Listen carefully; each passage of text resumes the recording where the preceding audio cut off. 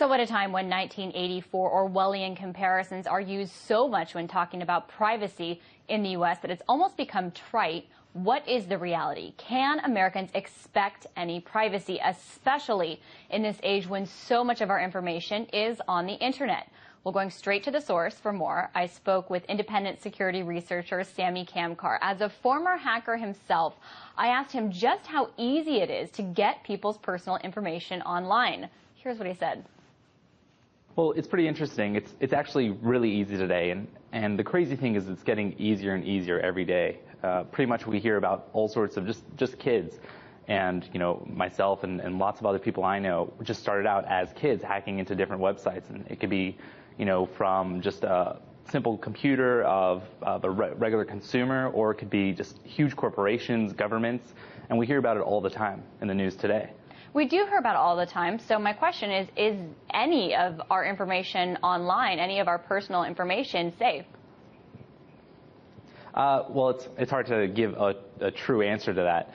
Pretty much what most people will say is, while it's usually well protected and, you know, data is encrypted, however, now we have more and more information that's in the cloud. It's just you have your Facebook or your Twitter or your Google apps, or just your information online. You could be in your DMV or just different government files that you have information. And while there's usually some sort of protection on those, sometimes there's not. I mean, just recently we heard of a bank where everything, all the credit card numbers were entirely unencrypted, and it was just sort of the easiest hack that anyone's ever heard of, just to produce new credit card numbers and to basically steal lots of money from a pretty big bank. And to do something like that, are you someone that has very sophisticated skills, or could you be a 14-year-old in your parents' office who just has, you know, kind of taking a liking to, you know, learning the ins and outs of how to engage the computer world?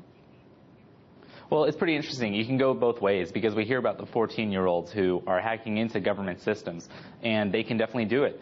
All you need is a little understanding of how some of this technology works. Now, that doesn't mean necessarily a kid can just break into any different system. You know, we hear about hacks that are actually pretty tough and pretty sophisticated.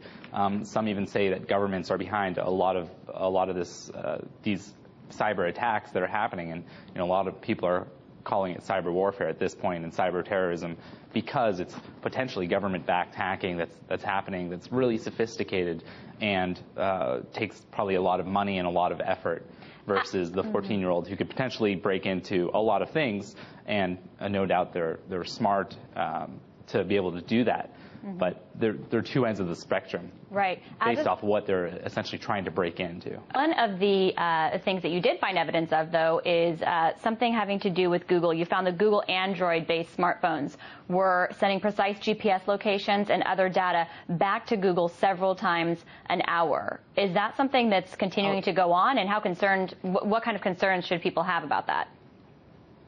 Oh, yeah. I mean, I think it's absolutely crazy that the phone that you have in your pocket, you don't necessarily know, but it's collecting basically where you are at all times and continuously sending this up. And it's even happening on other phones like the Apple iPhone. So aside from you who are letting people know that, you know, we need to be concerned about our phones sending our location back to the company that we have purchased them from or using them for service, and finding out this information, do people have any way to know that any of their information is private, or to be certain? Or should people pretty much just assume that in this day and age, if your stuff's out there, someone is going to be able to get their hands on it?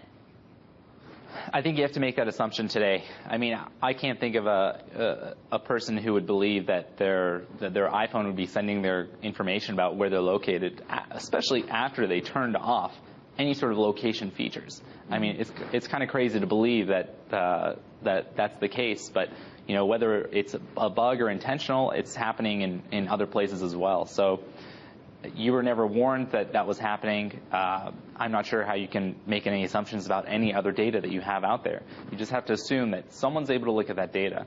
You know, you're sending it somewhere. Right. It's going on someone's computer or computer network. You just have to make that assumption that if you're not entirely comfortable with your data being out there, then you shouldn't put it out there. There you have it. Big advice from independent security researcher Sami Kamkar.